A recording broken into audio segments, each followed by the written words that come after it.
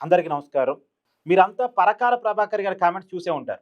ఈరోజు సాక్షి పేపర్‌లో banner item కూడా అదే.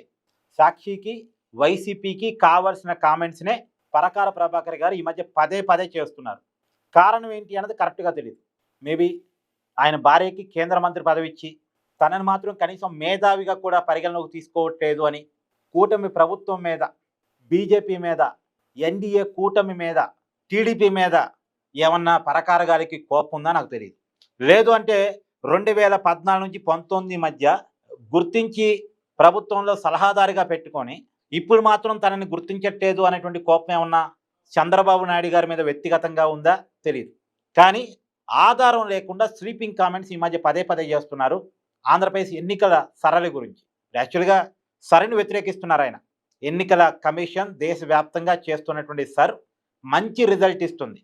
కానీ దాన్ని పరకాల ప్రభాకర్ గారు వ్యతిరేకిస్తున్నారు. నిజానికి జరగటం వల్లే ఈ దేశంలో పోలింగ్ పర్సెంటేజ్ బాగా పెరిగింది. తమిళనాడులో కావచ్చు, బెంగాల్లో కావచ్చు, మొన్న ఎన్నికలు జరిగిన 5 రాష్ట్రాల్లో మంచి పోలింగ్ పర్సెంటేజ్ నమోదు కావడానికి ఒక కారణం.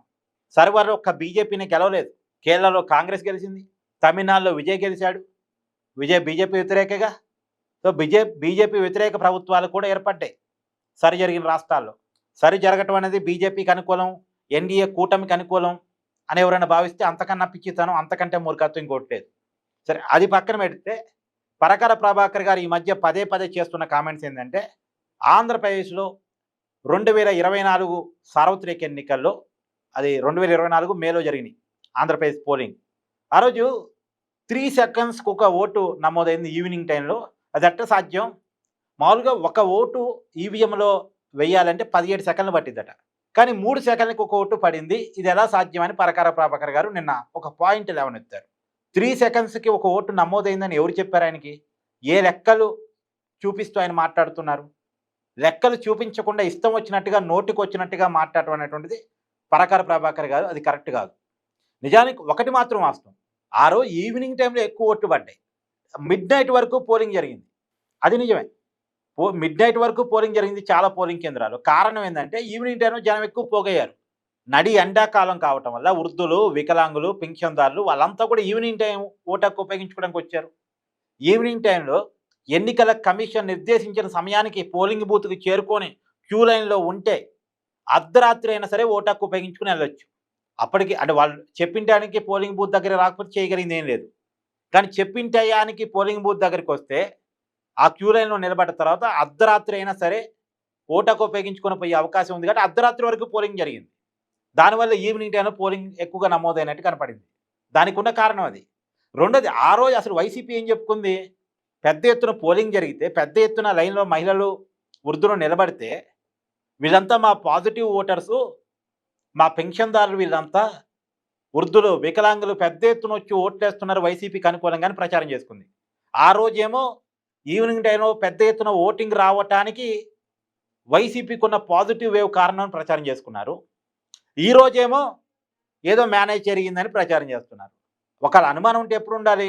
ఆ రోజే ఉండాలి, ఆ పూటే ఉండాలి. ప్రతి పోలింగ్ బూత్లో కూడా వైసీపీ ఏజెంట్ ఉంటాడు. మళ్ళీ ఈ మాట అంటే వాళ్ళు ఏమంటారు? ఈవీఎంలు మేనేజ్ చేశారంటారు. ఈవీఎంలు మేనేజ్ చేయడానికి ఉండదు. ఈవీఎంలు మేనేజ్ చేయడానికి ఉండదు. నేను మళ్ళీ ఇప్పటికి చాలా వీడియోలు చెప్పాను. 2004 ఎన్నికల్లో ఈవీఎంలు మొట్టమొదటి తీసుకొచ్చారు ఉమ్మడి రాష్ట్రంలో. అప్పుడు ఈ జగన్మోహన్ రెడ్డి గారి తండ్రి ఈవీఎంలతో ముఖ్యమంత్రి అయ్యారు. కాంగ్రెస్ అధికారంలోకి వచ్చింది. ఎన్డీఏ కూటమిని ఓడించి దేశంలో, రాష్ట్రంలో కాంగ్రెస్ పార్టీ అధికారంలోకి వచ్చింది. యూపీఏ అధికారంలోకి వచ్చింది.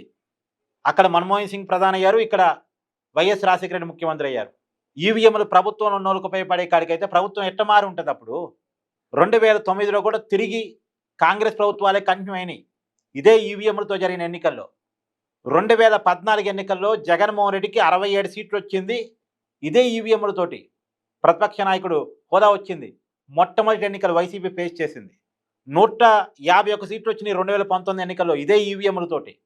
అంటే ఆ రోజు ఈవీఎంలు కరెక్టే, ఇప్పుడు మాత్రమే తప్ప.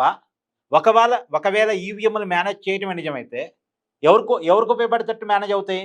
బీజేపీకి ఉపయోగపడేటట్టు మేనేజ్ అవుతాయి. కానీ మొన్న ఉత్తరప్రదేశ్లో, అంటే మోడీ గారు ఎంపీగా నిలబడ్డ వారణాసిలో మోడీ గారి మెజార్టీ తగ్గింది. యూపీలో బీజేపీకి సీట్లు తగ్గాయి గతంతో పోల్చినప్పుడు. అసలు దేశవ్యాప్తంగా కూడా బీజేపీకి 2019 ఎన్నికలతో పోల్చినప్పుడు 2024 ఎన్నికలు సీట్లు తగ్గాయి. మరి ఈవీఎంలను మేనేజ్ చేసుకునే కాడికైతే బీజేపీ 300కి పైగా ఎంపీ సీట్లని సాధించగలిగి ఉండేది కదా! పైగా రాహుల్ గాంధీ ఈసారి కొద్దిగా ఎమర్జ్ అయ్యాడు. ప్రతిపక్ష నాయకుడయ్యాడు. 2014 ఎన్నికలో, 2019 ఎన్నికలో ప్రతిపక్ష హోదా కూడా దక్కని కాంగ్రెస్‌కి ఈసారి ప్రతిపక్ష హోదా దక్కింది. 2 చోట్ల నుంచి రాహుల్ గాంధీ గెలిచారు ఎంపీగా. ఒక చోట రాజీనామా చేస్తే అక్కడ ప్రియాంక గాంధీ తిరిగి గెలిచారు కేరళలో. 2019 ఎన్నికల్లో ఉత్తరప్రదేశ్‌లో రాహుల్ గాంధీ ఓడిపోతే, ఓడిపోయిన చోట నుంచి మొన్న గెలిచాడు. ఈవీఎంలు మేనేజ్ అయితే రాహుల్ గాంధీ గెలిచి ఉండేవాడా? మోడీ మెజార్టీ తగ్గేదా? బీజేపీ సీట్లు తగ్గాయా? లాజిక్‌లెస్ మాటలు ఇవన్నీ కూడా. ఓటమిని అంగీకరించలేక ఏదో ఒక ప్రచారం. పరకాల ప్రభాకర్ గారేమో నా కామెంట్స్‌ని వాళ్ళు హైలైట్ చేస్తున్నారుగా, వాడుకుంటున్నారుగా. ఎవరికొకరికి నేను దగ్గరైపోతున్నా గదా! నేను సమాజంలో నేను కూడా చర్చకుంటున్నాను గదా! నా మాట చర్చకొస్తున్నాయి గదా! నేను కూడా ఒక మేధావిగా చలామణి అవుతున్నా గదా! అని ఆయనేదో చేస్తున్నట్టున్నారు. ఆయనకి ఎవరి మీద కోపమో, ఇంకెవరి మీదో ప్రేమో పెట్టుకొని కామెంట్ చేస్తున్నట్టున్నారు. స్లీపింగ్ కామెంట్స్ ఆధారం లేకుండా. వాటిని పట్టుకొని వైసీపీ వేలాడుతుంది. యాహ్! పరకాల ప్రభాకర్ గారి కామెంట్స్ మీద మీ అభిప్రాయాన్ని కామెంట్ చేయండి. ఎగ్జాంపుల్ కోసం చెప్తున్నానండి. ఒక్క మాట ఎగ్జాంపుల్ కోసం చెప్తున్నాను. ఇప్పుడు ఈవీఎంలొద్దు పోస్టల్ బ్యాలెట్స్ అంటున్నారు కదా! వైసీపీ అధికారంలో ఉన్నప్పుడే